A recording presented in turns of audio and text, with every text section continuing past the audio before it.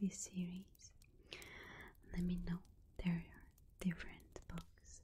Those were based on these stories, but there is like a whole series of these. So if you really like it, I could get other ones if you prefer me whispering instead of doing soft-spoken. I could do that. Yeah, I could do that. Let's just go back to where we were. We need to be at page 171. 171.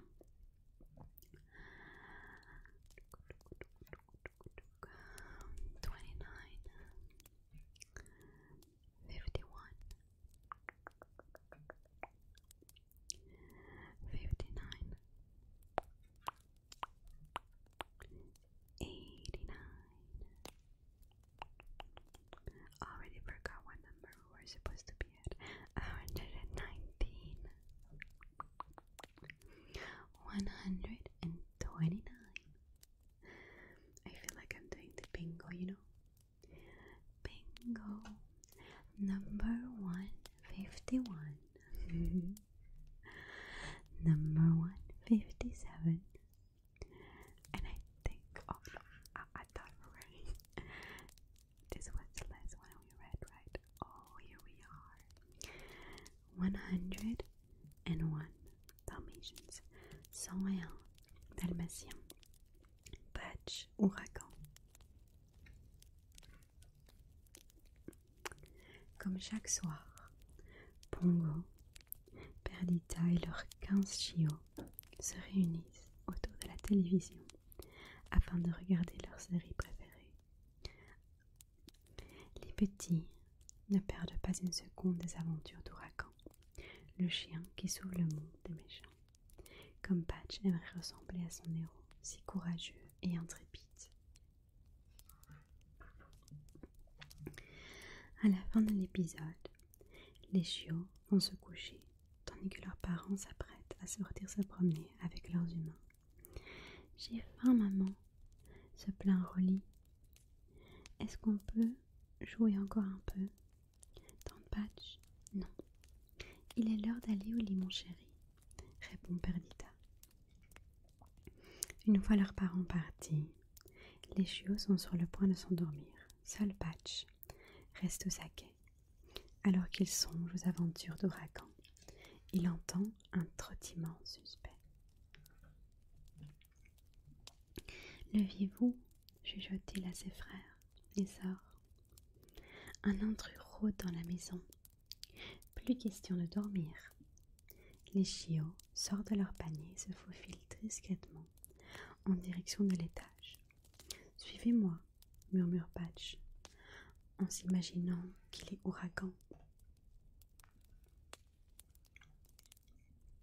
Dans la salle de musique, les chiots fouillent la pièce avec soin. « Prévenez-moi, si vous trouvez de quoi grignoter, » intervient Rolly. « Attention » s'écrie Lucky.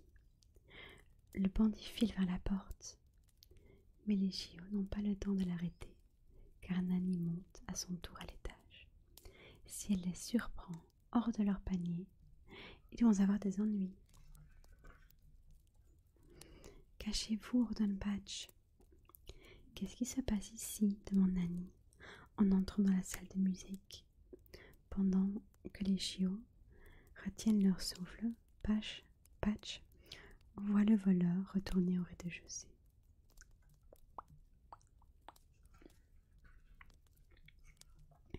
Dès que Nanny est repartie, les chiots reprennent leur poursuite. Ils descendent par la rampe, la queue, la première. Ce traître va nous échapper, se désole Patch. Courir après les méchants, ça donne faim, se lamente Rolly. Au bas des marches, Patch remarque que la porte derrière est entrouverte. Il se précipite dans la cour pour flairer la piste de l'intrus. Tous ses frères et sœurs l'imitent, à l'exception de Rolly, qui cherche de quoi manger.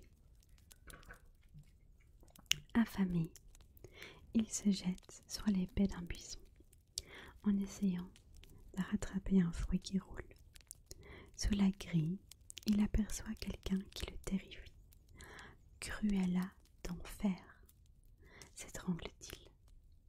Heureusement, comme le ferait Ouragan, Patch garde son sang-froid et guide ses frères et sœurs à l'intérieur de la maison en toute sécurité. Sans se faire prier, les chiots le suivent jusqu'à la cuisine. « Il est là !» triomphe Rolly. « Et il a pris du fromage !» Le chiot vient de découvrir l'identité de l'intrus. Il s'agit d'une souris. Au moment où il fonce sur le voleur, Rolly heurte la table et la farine se renverse sur lui.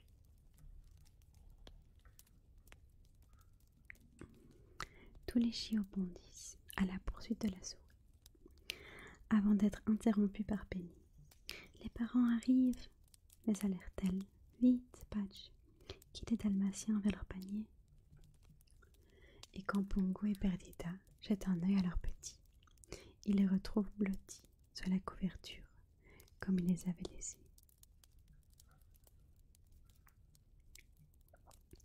Le roi lion, le sens des responsabilités. Après la mort de son père, Mufasa, Simba s'est enfui loin de la terre des lions. Réfugié dans le désert, il a fait la connaissance de deux inséparables amis, Timon et Pumba. « Reste avec nous, petit, » lui dit Timon. « Ici, on mène la belle vie. Pas de contraintes, pas de responsabilités. Notre devise, Hakuna Matata, continue Pumba. Cela signifie pas de soucis. » Séduit par cette philosophie et désireux d'oublier ses malheurs, Simba suit la mangouste et le phacochère dans la jungle. Le petit lionceau s'habitue vite à l'existence joyeuse de ses compagnons. On n'attend plus de lui qu'il se comporte comme le prince de la terre des lions. Il peut jouer autant qu'il le souhaite. Avec Timon et Pumba, il n'y a aucune contrainte. Si Simba s'amuse à se rouler dans la boue, personne ne lui demande de se laver. S'il a faim, il grignote quelques larmes. Et à l'heure de coucher, il peut encore s'amuser. Personne ne lui ordonne d'aller au lit. Cependant, à force de veiller une partie de la nuit, le lionceau finit par être fatigué. Un matin, il peine à ouvrir les yeux quand Timon le réveille pour le petit déjeuner. « Déjà ?» gémit-il. « J'ai à peine dormi. » De mauvaise humeur, il suit ses amis près du trou d'eau où les animaux vont boire. À leur arrivée, tous s'écartent de Simba, l'air dégoûté. « Écoute, petit, » commence Timon, « tu as vraiment besoin d'un bain. Tu empestes, précise Pumba.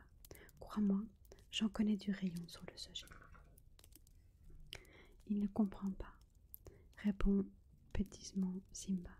Je ne comprends pas, répond pétisement.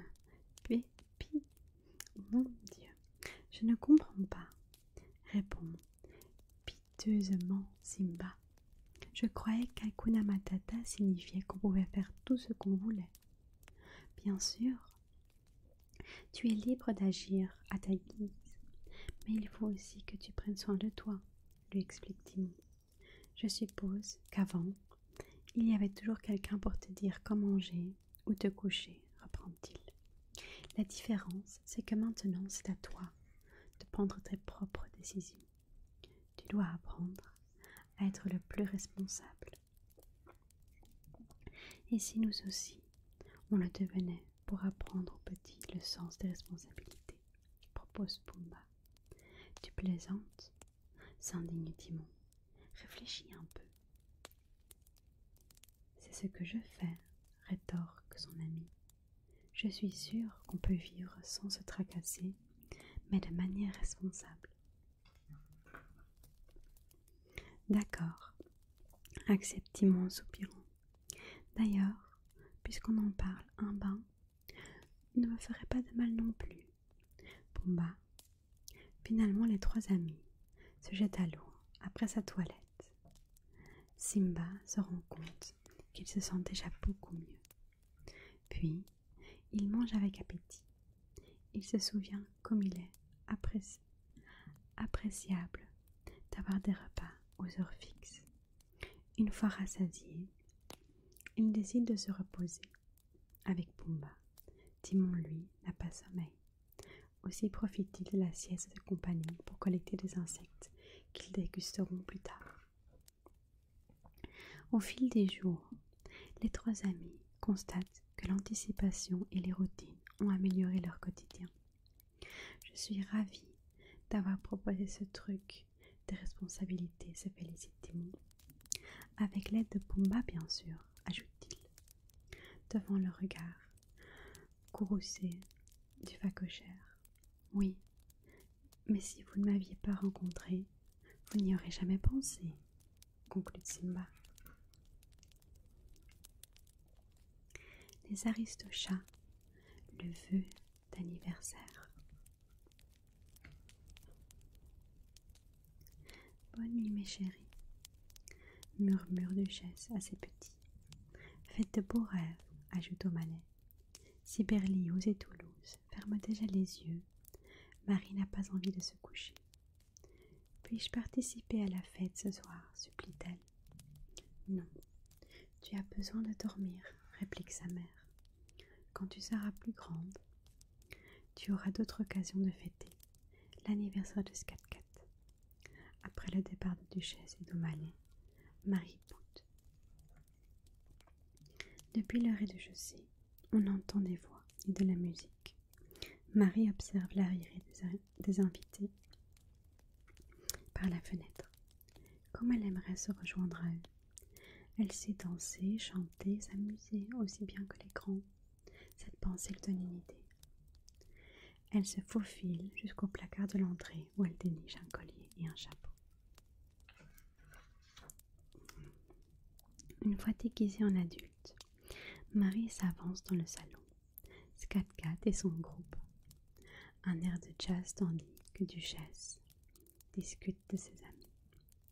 Beaucoup d'invités dansent. Marie hésite à les rejoindre de peur de se faire remarquer. « Quelle belle maison !» s'exclame une chatte au collier étincelant. « Merci, répond poliment Marie, avant de s'interrompre. Elle est censée jouer le rôle d'une invitée. Personne ne l'a deviné qu'elle habite ici. » Elle décide de faire diversion en changeant le sujet. « J'adore votre collier, dit-elle. Et moi votre chapeau, la complimente la chatte. » Elles sont interrompues par un chat qui porte un grand plateau. « Qui veut de la glace au thon ?»« Moi, moi !» Oubliant un instant son déguisement, Marie se jette sur la glace préférée. « Merci, mon petit, affirme-t-elle en reprenant sa voix d'adulte. Les invités se lancent ensuite dans des jeux. Marie participe à pique la queue du chien et remporte la partie. Lorsque les musiciens entament un nouveau morceau, Scat-Cat pose sa trompette. « Débrouillez-vous sans moi les copains, annonce-t-il. Puis, il se dirige vers Marie, lui faisant un clin d'œil. « Chère madame, m'accorderiez-vous cette danse ?» Folle de joie, la petite chatte le suit sur la piste de danse. « Alors, Marie, tu profites bien de la fête ?» lui demande Scat-Cat. « Oh oui, s'emballe-t-elle. Excusez-moi, se reprend-elle. Qui est Marie ? Ne t'en fais pas, ton secret est bien gardé. Avec moi, les promet Scat-Cat. Rassurée, Marie se laisse emporter dans la musique. Elle danse avec tellement d'énergie qu'elle finit par en perdre son déguisement. « Marie !» crie soudain Duchesse. La musique s'arrête et tout le monde regarde Marie. « Qu'est-ce que tu fais de bon, la grande Duchesse ?»« Je suis désolée, maman, bredouille-t-elle. Je ne voulais pas te désobéir. » « Attendez, s'interpose Cat. Marie est mon amie et j'aimerais qu'elle reste. C'est même le vœu que je formule pour mon anniversaire, conclut-il en soufflant ses bougies. D'accord, juste pour cette fois, concède Duchesse. Finalement, Marie participe à la fête jusqu'au tombé de fatigue. Lorsque Duchesse l'aborde aux côtés de ses frères, elle ne cesse de sourire en repensant au vœu de Skat-Kat et à la merveilleuse soirée qu'elle a passée. Le livre de la jungle, Mowgli à la rescousse. On a réussi, triomphe Mowgli. Avec la complicité de Balou de Bagheera, il vient d'échapper aux singes du roi Louis. On s'est bien amusé quand même, reconnaît Balou. Bagheera est loin de partager son avis. Tu devais faire diversion, pas danser avec le roi, Louis. On a de la chance d'être encore en vie. Arrête de t'inquiéter, se moque Balou. Nous devons trouver un endroit sûr afin d'y passer la nuit, réfléchit la panthère. La jungle est remplie de dangers pour Mowgli. Entends-toi, le cou lourd. Moi, je peux nous protéger. Balou, je te rappelle qu'on doit conduire le petit au village des hommes.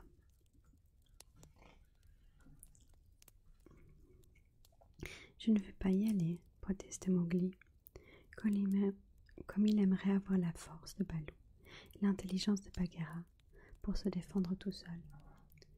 Tandis que ses compagnons se disputent, le garçon remarque un écureuil qui vole de branche en branche.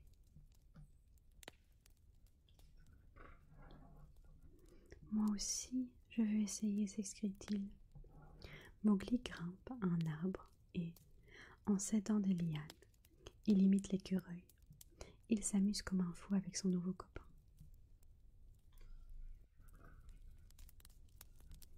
Après avoir joué un long moment, Mowgli commence à avoir faim. Regarde-t-il, dit-il à l'écureuil, il y a des bananes là-bas. On va sauter sur l'autre rive. L'enfant n'est pas seul à être affamé, car le python les suit depuis un moment. Vite, il traverse la lumière en nageant et s'enroule autour d'une branche pour guetter sa proie. Pendant ce temps, Mowgli et l'écureuil aperçoivent qu'ils ont mal évalué la distance entre les deux rivières. Ils tombent la tête la première dans l'eau. Parfait. Je n'ai plus qu'à les secourir. Gluska.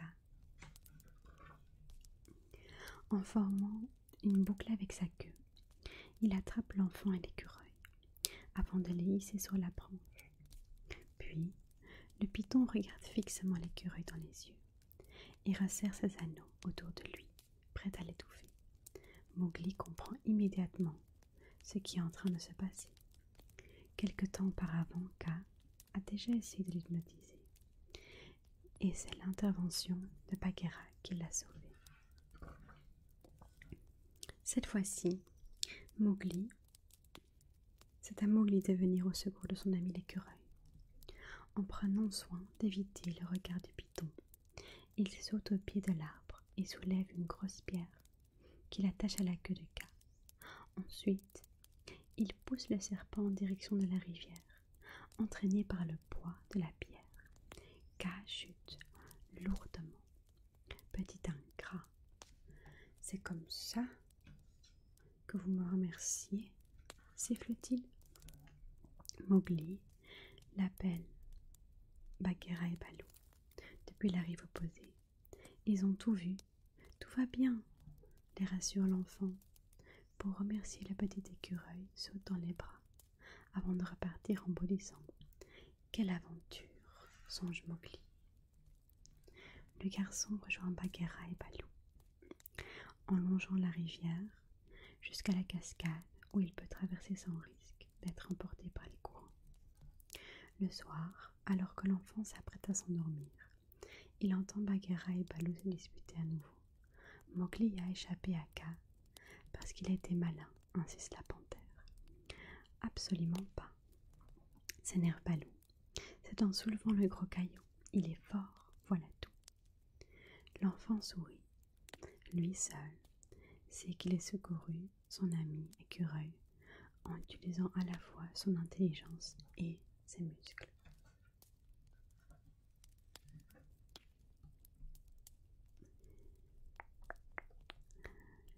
And that's all of the stories in this book. I hope you liked it. Let me know.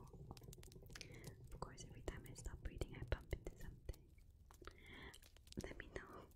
Let me know if you liked it. Let me know if you would like more of this reading